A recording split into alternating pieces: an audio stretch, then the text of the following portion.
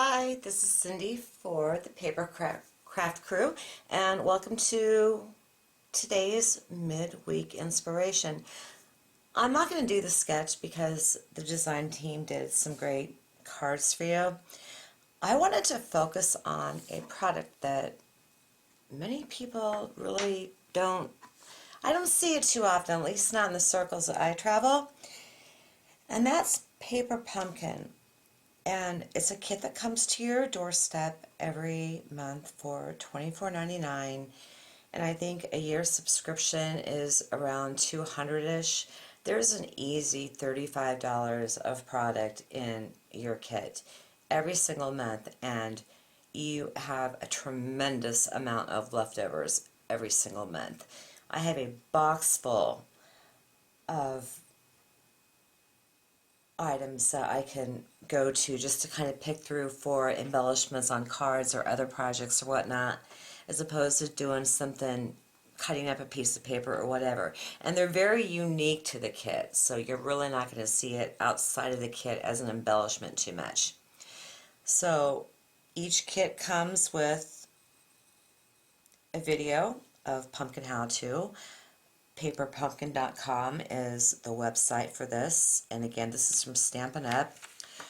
The front sheet's going to be color to kind of give you that visual. Everything that you see here is a punch out. I didn't stamp anything but the years of the month. That's all I did. Great for on the go. Great for just a quiet afternoon. It's a nice afternoon project. It got me through today's tornado warning. So when you open up the inside, even if you're a new stamper, they have instructions back here as far as things to help you along with, and a list of what's in the kit, and you get a lot of stuff. I've made a few cards from this, and I'm still looking at a ton of leftovers. These are so... I can even get them, okay? And you come out with just some beautiful projects. And again, remember, there's the videos too. I pretty much did what was here on top. I do have to admit, the string and the cord, the twine and the cord, they were hard to work with because of the way that they were wrapped, and I kept getting that kind of kink, which is not easy to straighten out, which is why they normally come on rolls. But, you know, this is a kit. That's just how it's going to go. So I want to show you what I did, and this is going to go to my big princess. You always get a stamp set, and this is just the months of the year, obviously. Each kit does have a name. This is called One Great Year. One thing I want to bring up to you too, there's a lot of really cool upcycling things that you can use in here. From these two, I punched out the calendar cards right there. And this would make a great template for something else. So this is just going to get like tossed in a basket that I also go digging through. So when you punch out the banners and the flags and items like this, or even items like this, keep them as a template. And I've already gone through several of these. I think I have like 6 left over. And compare them with the different stamp sets that you have. I'm going to use Bloom in Love today just for a sentiment, but if you look at that, it's not going to work on top of each other, but you can use these cute little elements at the end of a flag. And I did have one laying around here, but I don't know where it went. So lots of good options. You always get either 1, 2, 3 ink cubes. Since I'm at home, I just kept this closed, but hang on to these. They're good to take out and about with you. Down here are these 5 little icons, and I can zoom in.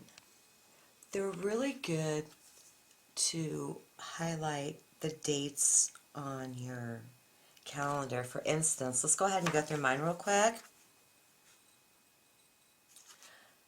And like I said, I pretty much stuck to everything. The only things I really did different was just add some jewels, or I added some rhinestones, and that was pretty much it.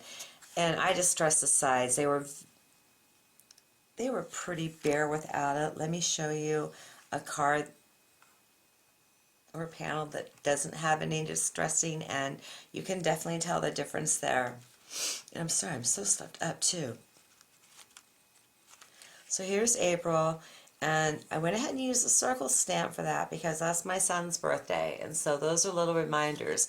And these are great too, where you can just grab a stamp that's lined and pop it on the back if you want, or just go ahead and pencil in some notes as far as birthday notes or whatnot, or anything important. I have another one in May, my baby grandson, he'll be 2. June is a very, very busy month, obviously, but all of these are just die cuts. There's no stickers this month, but sometimes there's, a lot of times there's stickers, but there's just, you can do whatever you want and make it to however you want. And it coordinates beautifully, it looks great, makes a perfect gift, and you also get this adorable little stand with it, and you can move the lever back and forth because, you know, it's only March right now, and I know they're all going to come falling over on me knowing my luck. You can have them stand straight up like that, or relax this back end here a little bit, but as the cards wear down, this is obviously going to have to be moved up. But it's a nice size. It's not going to take up a lot of space, but it'll get noticed when someone's walking past. This is about 6 3/4-ish to 4.5. So it's pretty respectable. Great for gift giving. And of course, when you do that, you have to have a card. I went ahead and made January and February's, even though those months have passed and I shouldn't have done that. So I have just like a little bit of tearing here after I try to remove it. And for how heavy January's was, because January is actually a pretty heavy, it's a heavy one because you have the die cut up there at the top. You also have one for May, I didn't point that out, and another one for November, and they're just beautiful, only on those 3 months. So I'm just going to put some adhesive on the back of this flower to cover up this little, I'm so not used to this camera setup, but it's great to cover that up right there. And then we'll just go ahead and get this on a card.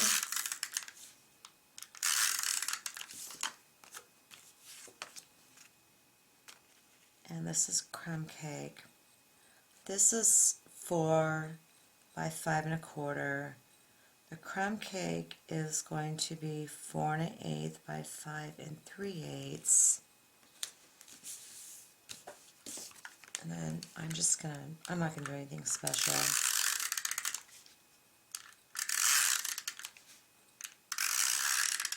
I'm gonna keep it simple. And this is standard A2, and it is a left side folding card. They all should be left side folding. I don't want to get my head in there. Okay, so all I'm going to do here is grab this really cute sentiment from Bloom and Love, and it says, "Love you." So like I said, this is going to my daughter. She can put it on her desk at work. And I am just going to put that sentiment, yeah, That's me like sitting on my knees on my chair. Let's just go ahead and put that right about there, and I really hope it's not crooked. And I think that we have ourselves something pretty doable. So for the inside, just cut yourself a piece of white cardstock. I'm not going to do that. I have one flower left over because I've made a few other cards. And again, I would just pop my white cardstock here, maybe just stick that down there in the corner, and grab another sentiment, very much heart inside, whatever. Wrap this all up, make it pretty, and you are good to go.